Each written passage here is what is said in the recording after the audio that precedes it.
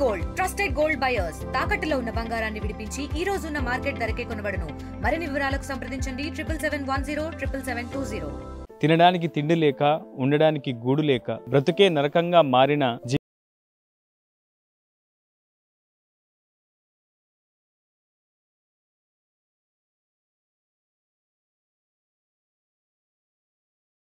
యవ్వనాన్ని ఎప్పుడైనా మీరు తిరిగి పలకరించారా?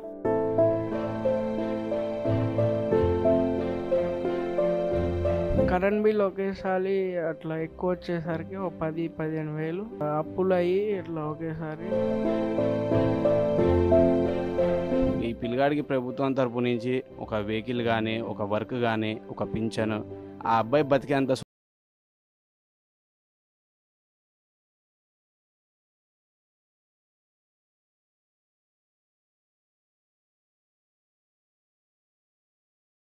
మంచిగా లేదు సార్, ఏదో ఒక సాయం చేయండి. అలాంటి ఓ కన్నీటి కుటుంబ గాథను ఈరోజు నేను మీ ముందు ఆవిష్కరించే ప్రయత్నం చేస్తున్నాను.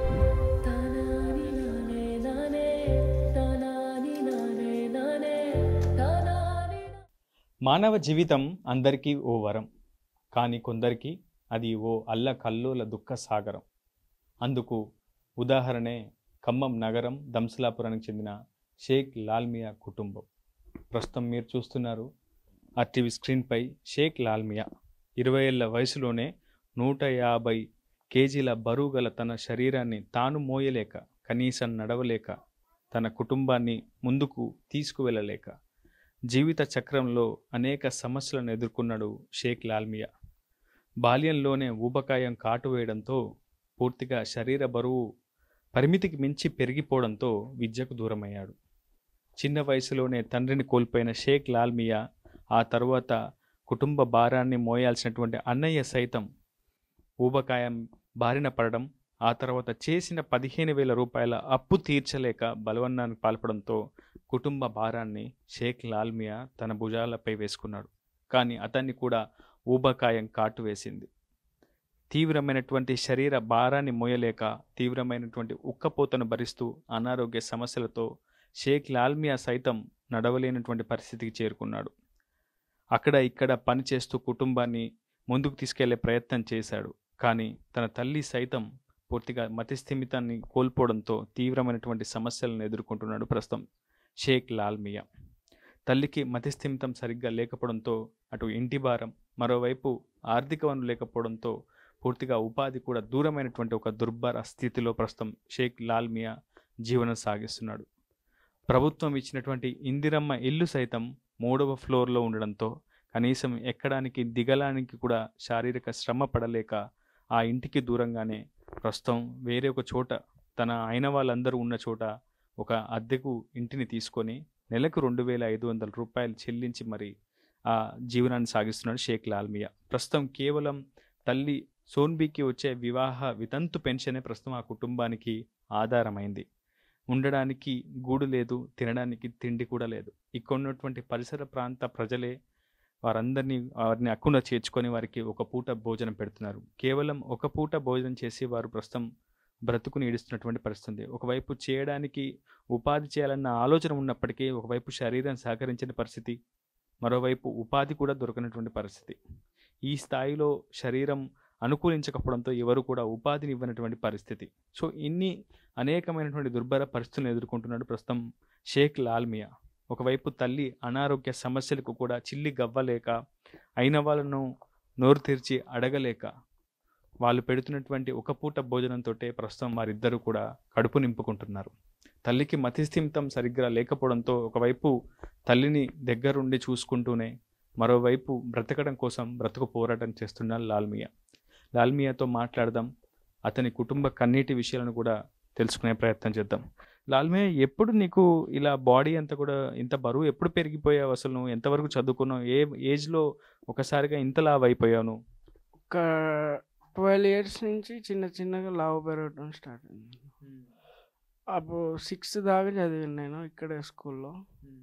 దాని తర్వాత వర్క్ పోవడం స్టార్ట్ అయినా, చిన్న చిన్న లావు అయ్యి లైట్ బెండ్ అయినాయి. అప్పుడు కాళ్ళు బరువు పెరిగే కొద్దీ ఇంకొంచెం బాగా బెండ్ అయిపోయింది.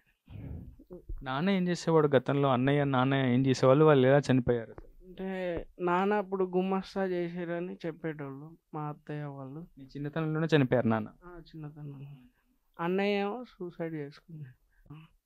కరెంట్ బిల్ ఒకేసారి అట్లా ఎక్కువ వచ్చేసరికి ఓ 10-15 వేలు అట్లా అప్పులు అయ్యి ఇట్లా ఒకేసారి తీర్చలేక బాధపడి మరి ఏమైందో చెప్పకుండానే చేసుకున్నాను. అన్నయ్య తర్వాత మొత్తం కూడా కుటుంబ భారం నీ మీదే పడింది. అమ్మకు కూడా మతిస్థిమితం సరిగ్గా ఉండదని చెప్తున్నారు. ఈ మీ ఊరి పెద్దవాళ్ళు కావచ్చు, మీ పక్కన ఉండేటువంటి చాలా పెద్దవాళ్ళంతా కూడా మీకు సహకరిస్తున్నారు. మరి ఉండడానికి ఎలా ఉంటున్నారు? ఈ రెంట్ ఖర్చులు ఎలా కడుతున్నారు? కరెంట్ బిల్ ఎలా కడుతున్నారు? మరి తిండి ఇవన్నీ ఎలా? బియ్యమైనా కనీసం మా ఇంట్లో నిత్యావసర సరుకులైనా ఉన్నాయా? వండుకొని తినడానికైనా ఉందా అసలు? అప్పుడప్పుడు అన్నయ్య వాళ్ళు ఇస్తారు. నేను ఒక వర్క్ పోతేనే అన్న, లేకపోతే అమ్మ పింఛన్ వస్తే తెచ్చుకుంటాం. ఎంత వస్తుంది పెన్షన్? 2000 వస్తుంది. మరి ఇంటి రెంటే 2000 ఉంటుంది కదా సుమారు. ఇంటి రెంట్ ఎంత మీకు? 2500. 2500 రూపాయలు. మరి ఎలా ఇంటి రెంట్ కడుతున్నారు అసలు? ఇంటి రెంట్ కడుతున్నాను. 1 నెల 2 నెలల నుంచి కట్టట్లేదు. వర్క్ లేదు, పోవట్లేదు.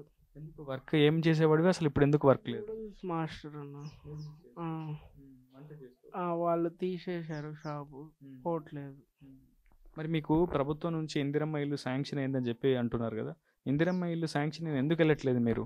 అక్కడ 3వ ఫ్లోర్లో ఇచ్చిర్రన్న, ఎక్కలేక దిగలేక ఇబ్బంది అవుతుంది. అక్కడ బండి కూడా లేదు, ఆటోలు కూడా రావు, పోవటం రావటం.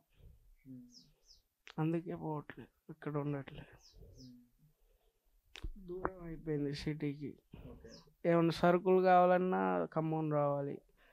కిరాయిలు ఆటోలు కూడా రావు, కిరాయిలు ఎక్కువ అవుతాయి. అందుకని ప్రస్తుతం వీళ్ళు ఈ 2 గదుల్లోనే జీవనం సాగిస్తున్నారు.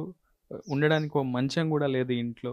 కేవలం ఈ రేకుల షెడ్ కిందనే వాళ్ళు జీవనం సాగిస్తున్నారు. ప్రభుత్వం గతంలో వీరికి ఇందిరమ్మ ఇల్లు శాంక్షన్ చేసినప్పటికీ అది 3వ ఫ్లోర్లో ఉండడంతో ఆ మెట్లు ఎక్కలేక దిగలేక నరకయాతన అనుభవించి మళ్ళీ తిరిగి అద్దె ఇంటికే వచ్చారని చెప్పి షేక్ లాల్మియా చెప్తున్నాడు.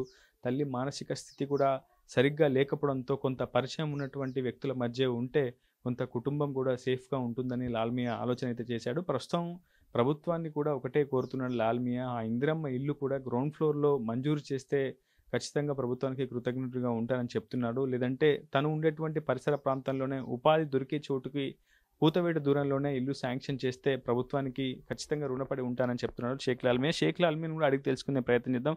నీకేం కావాలి? ప్రభుత్వాన్ని నువ్వు ఏం కోరుతున్నావు? ఒక వెహికల్ అన్ను ఇల్లు ఉంటే, వెహికల్ ఉంటే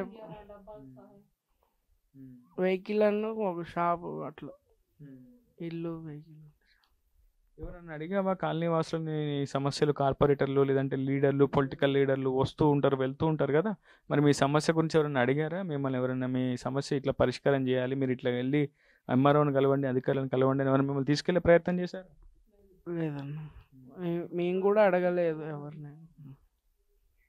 మనం ప్రస్తుతం చూస్తున్నాం 150 కేజీలకు పైగా బరువు ఉన్నటువంటి షేక్ లాల్మియా తన శరీర బరువును మోస్తూ కేవలం నడిచేందుకు కూడా తీవ్రమైనటువంటి ఇబ్బందులు ఎదుర్కొంటాడు. గతంలో లాల్మియా ఒక న్యూడిల్స్ పాయింట్లో పనిచేసేవాడు. ఆ షాప్ ఓనరే కొన్ని ఏళ్లుగా ఆ కుటుంబాన్ని కూడా చాకుతున్నటువంటి పరిస్థితి. ప్రస్తుతం సోహెల్ మనతో ఉన్నారు. నిజంగా సోహెల్ లాంటి యువకులు ఎంతోమంది ఆదర్శప్రాయాలని చెప్పుకోవాలి. ఎందుకంటే ఇలా దుర్భర స్థితిలో జీవితాలు గడుపుతున్నటువంటి కుటుంబాలకు కొంత వెన్నుదన్నుగా ఒక యువకుడు నిలవడం నిజంగా చాలా గొప్ప విషయం. ఈ విషయాన్ని మనం గుర్తించాల్సినటువంటి అవసరం ఉంది. సోహెల్ మనతో ఉన్నారు. సోహెల్, చాలా గొప్ప పని చేసావు. ఎన్నో ఏళ్ళుగా ఈ కుటుంబానికి అన్నీ అయి నువ్వు నిలిచావు. ఒక సొంత అన్న కంటే ఎక్కువగా ఈ కుటుంబానికి భరోసాగా నిలిచావు. వాళ్ళకి నిత్యావసర సరుకులు కూడా కొనిచ్చి ఆ కుటుంబాన్ని బ్రతికే ప్రయత్నం నువ్వు చేసావు. సో అసలు వాళ్ళ పరిస్థితి ఏంటి? ఎంతకాలంగా నువ్వు వాళ్ళని చూస్తున్నావు కదా, వాళ్ళ పరిస్థితి ఏంటి అసలు? వాళ్ళకి గత 15 సంవత్సరాల నుంచి చూస్తున్నా నేను. ఇక ఈ పిల్లగాడైతే అసలు వాళ్ళకి ఏం మాట్లాడటం కూడా తెలియదు. అయితే ఆ పిల్లగాడికి లోకగానం అనేది అసలు లేదు. ఇక ఏం పని చేయాలి, ఎలా బతకాలి తెలియదు. ఇన్ని సంవత్సరాలు ఒక నూడిల్స్ పాయింట్లో పని చేస్తున్నాడు. ఆ నూడిల్స్ పాయింట్ తీసేశారు. తీసేసిన తర్వాత అబ్బాయి ఖాళీగా ఉన్నాడు. ఇప్పుడు తినడానికి తిండి కూడా లేదు. మీరు చూడొచ్చు లోపల. ఇప్పుడు వాళ్ళు 2 రోజుల నుంచి తిండి కూడా లేదు వాళ్ళకి. ఇక ప్రతిసారి నన్ను అడుగుతుంటే నేను హెల్ప్ చేస్తున్నా, కానీ ఇప్పుడు ఇక నేను చేయలేని స్థితిలో ఉన్నా. ఈ పిల్లగాడికి ప్రభుత్వం తరపు నుంచి ఒక వెహికల్ కానీ, ఒక వర్క్ కానీ, ఒక పింఛను, ఆ అబ్బాయి బతికేంత సొమ్మతిస్తే చాలు ప్రభుత్వం. ఈ ఇంటికి సమీపంలో ఉన్నటువంటి కొంతమంది వాళ్ళు వాళ్ళ పరిచయం ఉన్నటువంటి వ్యక్తులు కూడా వారికి ఒక్కొక్క పూట అన్నం పెడుతున్నారు, వాళ్ళని బ్రతికించే ప్రయత్నం చేస్తున్నారు. ఒక పెద్దమ్మ కూడా ఇక్కడే ఉంది, అమ్మతో కూడా మాట్లాడదాం. అమ్మ ఎంతో కాలంగా చూస్తున్నారు, ఈ పిల్లాడి పరిస్థితి చాలా అధ్వానంగా ఉంది, ఆ కుటుంబ పరిస్థితి నిజంగా కన్నీటిని తీసుకొస్తుంది ప్రతి ఒక్కరికి కూడా. సరే ఏంటి పరిస్థితి? 4-5 నెలల నుంచి సార్ చాలా ఇబ్బంది పడుతున్నారు. ఒకళ్ళు తెచ్చి గింతంత గంతంత అన్నం పెడుతున్నాం. వాళ్ళ బతుకు మంచిగా లేదు సార్, ఏదో ఒక సాయం చేయండి. ప్రతి ఒక్కరు కూడా చలించిపోతున్నటువంటి పరిస్థితి ఉంది. షేక్ లాల్మియా తండ్రి కూడా చిన్నతనంలోనే మరణించాడు. అన్నయ్య కూడా గత కొంతకాలం క్రితం బలవన్నానికి పాల్పడ్డాడు. చేసినటువంటి అప్పులు, కుటుంబాన్ని బ్రతికించుకునేందుకు చేసినటువంటి అప్పులు కావచ్చు, కరెంటు బిల్లులు, కనీస కరెంటు బిల్లులు కూడా చెల్లించలేని ఒక దుస్థితికి చేరుకోవడంతో షేక్ లాల్మియా సోదరుడు కూడా బలవన్నానికి పాల్పడ్డాడు. ప్రస్తుతం తల్లి మానసిక పరిస్థితి సక్రమంగా లేదు. షేక్ లాల్మియా పని చేయాలన్న ఆలోచన ఉన్నప్పటికీ మరోవైపు శరీరం సహకరించట్లేదు, మరోవైపు ఉపాధి కూడా దొరకనటువంటి పరిస్థితి కనిపిస్తుంది. సో ఈ నేపథ్యంలో తీవ్రమైనటువంటి దుర్భర స్థితిని ప్రస్తుతం షేక్ లాల్మియా కుటుంబం ఎదుర్కొంటుంది. ప్రభుత్వం కొంత మానవతా దృక్పథంతో ఆలోచించి అతనికి పూర్తిగా ఒక వాహనాన్ని, లేదంటే ఒక ట్రైవీలర్ వాహనాన్ని కావచ్చు, ఇతరత్ర సదుపాయాలను కల్పించాలని, ఒక ఉపాధిని కల్పించాలని, ఉండడానికి ఒక కనీస గూడును కూడా కల్పించాలని కోరుకుంటున్నటువంటి పరిస్థితి. ఇది video list 9 reporter Uday, RTV Khammam Damsalapuram నుంచి. తెలుగులో ఫాస్టెస్ట్ న్యూస్ యాప్ ఇప్పుడు కొత్త అవతారంలో 5 సెకండ్లోనే పూర్తి వార్తా సమాచారం మీ చేతిలో. సోషల్ మీడియా ట్రెండ్స్ మీ కళ్ళ ముందుకే live TV and voice search ఆప్షన్స్తో ఇప్పుడే డౌన్లోడ్ చేయండి. యాప్ లింక్ డిస్క్రిప్షన్లో ఉంది.